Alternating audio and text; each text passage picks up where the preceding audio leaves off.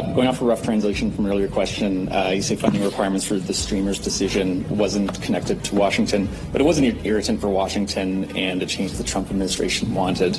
Your government has capitulated on revenue splitting for Gordie Howe Bridge, digital service tax, and removing funding for American streamers.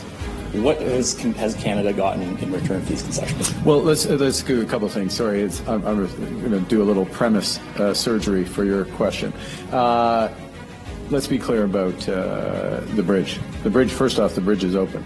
The bridge is open in a region, a narrow economic region that has $300 billion of economic activity that goes across land connections between the United States and largely the province of Ontario. $300 billion of economic activity. $6.5 billion cost of that bridge. An agreement that's less than 5% of that amount. Less than 5% of that amount. That is then reinvested in economic support for that economic activity to enhance that economic activity. So put that in perspective. That's being pragmatic and moving forward. And we've got a bridge that's open, we've got opportunities open. And in terms of where we are as a country, we still have the lowest tariff rate of any country on an average basis. We still have north of 80% of our trade, 85 as we speak today, but north of 80% of our trade is tariff-free with the United States. And we're engaged in discussions with them. Now, we're engaged with discussions, working to have a more permanent, or more stable is a better way to put it, nothing's permanent, but a more stable relationship, trading relationship with the U.S. That addresses issues in some of our largest industries. And that recognizes the new U.S. approach to trade. So we're starting from a strong position. And I'm going to go back to one other thing, and I'll head back, which I said at my prepared remarks. And we're stronger than we were when this started. We are stronger than we were when this started. We're growing jobs twice the rate of the U.S. Our FDI is twice the rate of our nearest competitor. That's the United States. It's twice the rate of the U.S. We're the best country in the world judged for infrastructure investment. We're focused on the right things: affordable housing, community, becoming an energy superpower, diversifying. Everybody wants to do more with Canada, except the United States. Everyone wants to do more with Canada. So we're engaged in all these trade negotiations, and we're delivering them, and we're on track to have free trade access to 3 billion consumers. That's what we got. Follow-up? On the streaming decision, how should Canadians interpret that decision when Minister LeBlanc and Canadian officials are at an event yesterday co-sponsored? We made that decision 2 months ago. That's how they should. We made that decision with a focus on affordability right out of the gate. It's not the time. Canadians are under. Sorry, I should let you finish your question. You finish your question. But Canadians have been under great pressure since COVID from overall inflation, price of groceries, housing costs, price most recently because of the war in Iran, price of energy. And we have taken, as other governments have, but we have taken a series of decisions. First thing we did was to cut the consumer carbon tax. First thing we did after the election was to cut income taxes for 22 million Canadians. We cut GST for first-time home buyers up to $1 million. We implemented pro-competitive decisions in broadband. People didn't notice it, but last summer we made a pro-competitive decision in broadband. We went along with the CRTC in that case because it improved competition and has helped reinforce the fall in broadband prices.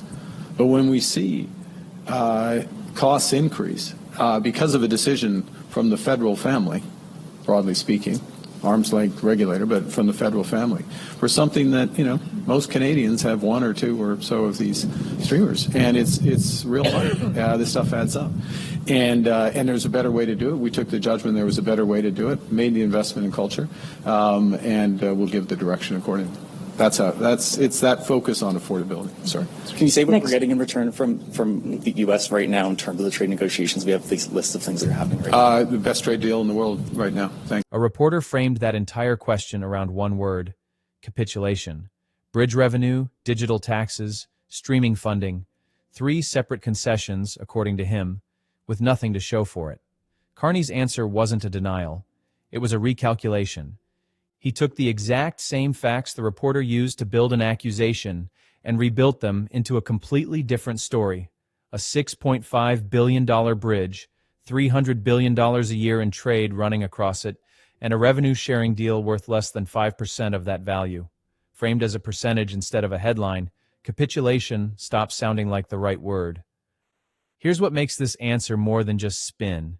Canada still holds the lowest average tariff rate of any country trading with the United States, and more than 80% of Canada-US trade remains completely tariff-free, even after everything that's happened this year. Those aren't Carney's opinions, they're the baseline he's negotiating from, and they're the reason he can afford to answer a "what did you give up" question with a straight face instead of a defensive one. Whether that baseline holds through the next round of tariffs is a separate question, but right now, it's real. Notice, too, that Carney never actually said what Canada got in return for any single concession. Instead, he zoomed out to a scoreboard: jobs growing twice as fast as the U.S., foreign direct investment running at twice the rate of Canada's nearest G7 competitor, ranked the most attractive country in the world for infrastructure investment. That's a deliberate move. He's not arguing every individual trade-off was a win. He's arguing the overall position is stronger than when this started, a much harder claim to fact-check in a 30-second exchange, and a much more comfortable one to stand behind on camera. That wasn't the only pressure Carney faced in this press conference. Minutes later, two more questions landed back-to-back. One from Alberta's own premier about a federal program some Albertans believe is rigged against them, and one about whether Canada should start using its energy exports as a weapon. His answers to both revealed just as much about his overall strategy as the bridge question did. As we move towards the referendum in October, some of the separation angst, if you will, is driven by concerns over equalization payments and the feeling and the belief that Albertans are being taken advantage of. Certainly there's some disinformation when it comes to equalization, but do you think that the program should be reviewed before its renewal in just a few years? Well, thanks for giving me the opportunity to lobby the Prime Minister on this. I've lobbied my fellow premiers at the table, and you can imagine that those who are benefiting from equalization want to keep the program as it is. But it's not fair because the growth in the program grows with the size of the economy, which is kind of counterintuitive, because if the economy is growing and everybody's doing better, they should be less reliant on the equalization program. In fact, we've calculated that there's overcompensation to the have-not provinces of $7 billion over the last 5 years. So my pitch to my fellow premiers, and now my pitch to the Prime Minister, is let's just get rid of that escalator. Let's equalize to the point of need, and then let's take the excess that's in that fund and distribute it back to the provinces on an equal per capita basis. That'll help us with our funding pressures. And I think it will be a demonstration that just because there's extra money, you don't just cut a check to Ontario, who clearly doesn't need it. They're a powerful economy. They shouldn't be getting equalization from smaller provinces. So that's been my consistent position. We think ultimately we should change the equalization program so that we look at per capita spending as well. We shouldn't be over-equalizing provinces so they can pay for more generous social programs than we're able to afford here ourselves. I haven't made much headway yet with my fellow premiers on who are the recipient provinces, but I can tell you that the ones who are kind of the net contributors I feel as well that we've got to get a bit more fairness into the program. So I don't know if the Prime Minister wants to respond to that, but thanks for the opportunity to put our position on the table. Thank you. There you go. Well, he did say it was for both of us, and he just sort of nice little softball straight across the plate there, telegraphed. No, look, these are important. These are hugely important issues. All seriousness, whether it's equalization, whether it's health funding, other federal programs, and one of the things that underpins the country is a sense of fairness. And then you move into the interpretation of that fairness and how it's applied. And at the heart of fairness, and this is true it's true within a province, it's true across the country, is that Canadians have access to reasonably comparable services, right? Whether it's health, education, reasonably comparable. Doesn't mean it's exactly the same, but it's reasonably comparable, and that they have reasonably comparable resources in order to do that. Now, the second part of that equation the reasonably comparable resources, the calculation of that and how that changes over time. Some provinces do better, others do, things, there are shocks. The trade stuff can be an element of that if it's more persistent. And that's why the program is reviewed on a regular basis. It's not reviewed every year.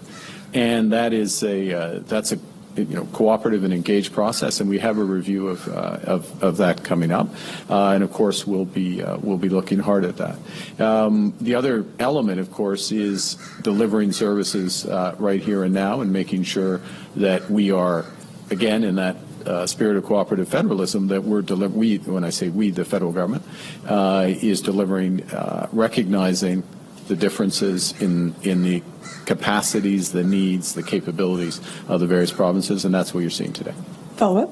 Thank you. Yes, and for the Prime Minister again, we're 3 weeks away until new President Trump's tariffs coming into effect. Are you willing to use Canadian energy as a bargaining chip in trade negotiations with the United States? Yes or no? Well, we're 3 weeks away from the August deadline. My colleagues, Janice Charette, who's our chief trade negotiator, and Minister LeBlanc, the relevant minister, are both in Washington now. So they're engaging with their counterparts. Look, we will, first and foremost, we're engaged in those negotiations to look to find a mutually beneficial solution, and we're only going to accept a solution that works for Canadians. We have lots of options of what we would do if that's not there, both positive in terms of supporting the economy and also addressing other issues, but I'm not going to be drawn on what we're going to do. We're going to focus now on building towards an agreement if an agreement is possible. Thank you. Thank you. Thank you. We'll have time for one last question. Dernière question. Go ahead. Hi, thank you for taking my question. Will Vassar with the Western Standard. This one's for the Prime Minister, and it kind of builds upon the last part of the previous question. But in Alberta, specifically talking about Alberta oil, to what degree does the risk of really inflaming the independence sentiment here weigh into that decision of whether or not to put Alberta oil on the table? I think one of the things, let me answer this way. Thank you for following up with it. I wanted to give a broader answer to the way we're looking at the trade negotiations, but you're coming back to this core thing. It's important. Being a reliable supplier is important. Canadians are reliable. Canadians can be trusted. One of the things that you see in the world, we have many exports and commodities. One of the biggest commodities, arguably the best, is trust. People trust us. And so when you're a supplier of a key commodity, key service, you got to think really hard about not supplying.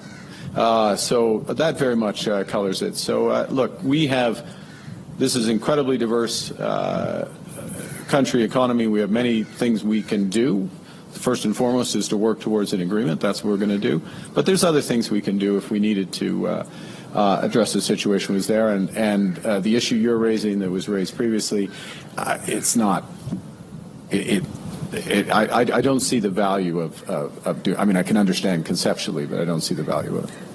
So it doesn't enter in. I guess to put a fine point on the way you asked the question. The referendum, the calculate that doesn't enter into the calculus. It's a bigger issue, more fundamental issue. Two very different pressure points, one right after the other, and Carney handled them with the same basic instinct. Don't take the bait, reframe the premise. Danielle Smith made a real, numbers-backed argument that her own province is being shortchanged by $7 billion. And instead of dismissing it, Carney committed to a review that's already scheduled. That's not nothing. It's also not a resolution. It's a prime minister buying time on a fight he can't fully win in a press conference. Then came the question every reporter in that room was really waiting for. Will Canada weaponize its energy exports against Trump? A flat yes would have been a major escalation. A flat no would have looked weak 3 weeks before a tariff deadline. Carney did neither. He reframed the entire premise around trust, arguing that reliability itself is Canada's most valuable export, and that a country known for keeping its word doesn't casually threaten to stop supplying a key commodity just to score points in a negotiation. It's a genuinely different kind of leverage than Trump's own approach, which is built almost entirely on unpredictability. And when a reporter tried to tie that energy question directly to Alberta's independence referendum, Carney shut the connection down flatly. It doesn't enter the calculus. Whether or not that's fully true, it's a message aimed less at reporters and more at Albertans themselves, separating the trade fight with Washington from the separation fight at home, on purpose, in real time. Put it together, and this press conference wasn't really about any single concession or any single number. It was a prime minister taking 3 separate attempts to put him on the defensive, capitulation, provincial resentment, and a demand to escalate, and answering all 3 the same way. Refuse the premise, reframe the stakes, and keep the door open for a deal without ever sounding like he needs one. Do you think Carney's trust over leverage strategy is smart diplomacy, or is it just a more polished way of avoiding hard answers? Subscribe to Unbiased Canada, hit like, and let us know in the comments.